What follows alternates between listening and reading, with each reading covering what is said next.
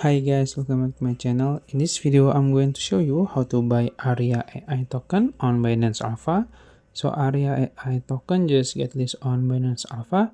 If you want to buy it, I'll show you how. It's very easy. First, you can open your Binance apps and then you have to log in first. After that, you can go to your search box in the top here and then search Aria and search it, and we will find it on Alpha, this one. And then this is the chart. The chart is not looking good, but yeah, you can do your own research. If you want to see the details, you can click info here in the top. You will find 24-hour high, low, and the volume, and the total supply is 1 billion.